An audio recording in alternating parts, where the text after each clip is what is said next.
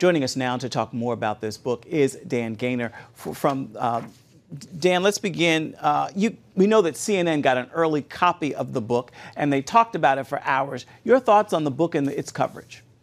Well, this is standard operating procedure now for the major media. Somebody in the Trump administration writes a book, or somebody writes a book about Trump, and they promote it to heck until, of course, they can't promote it anymore. Omarosa, Michael Wolff's book. They didn't even believe Michael Wolff's Fire and Fury book. You had a debate at one point on Twitter between Jake Tapper and one of the guys at the Washington Post, and they were discussing it back and forth. Well, clearly he's saying 100% all the people feel this way in the Trump administration, that Trump should be gone, and this.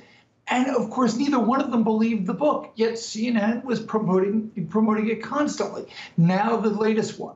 And of course, Bob Woodward is out there. Bob Woodward has been criticized in the past and now is criticized in the present for basically, fictionalizing stuff here. They've got lots of people in the Trump administration saying it's not true, and it relies on anonymous sources.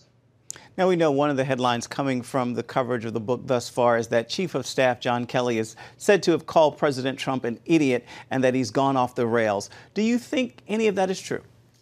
Well, I mean, a lot of this depends on context. I've probably called some of my closest friends, like joking around, like, oh, don't be an idiot, or something like that. When you're having a conversation, you take that out of context, and it sounds like a big criticism instead of two good friends joking around about something. And that's what we don't know.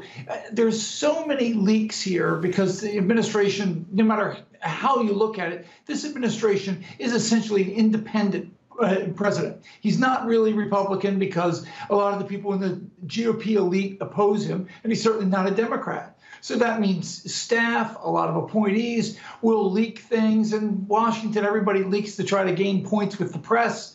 And so you just have no idea.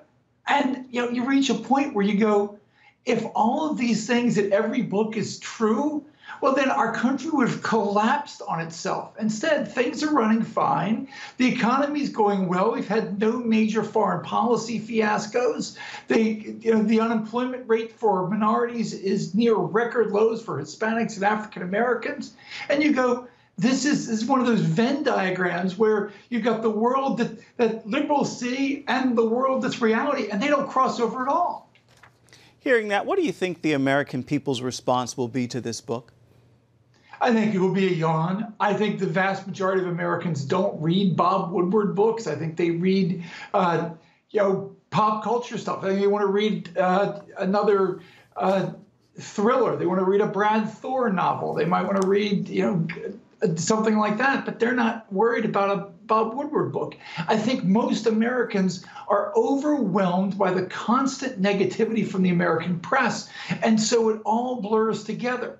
If the media decided to cover this presidency honestly, a book that came out that blasted Trump in the context of, oh, there's not a lot of negativity, I think people will notice it. As it is, it's a constant drumbeat of negativity, and I don't think anybody cares. All right, Dan Gaynor with the Media Research Center. Thank you so much for your time. Much appreciated.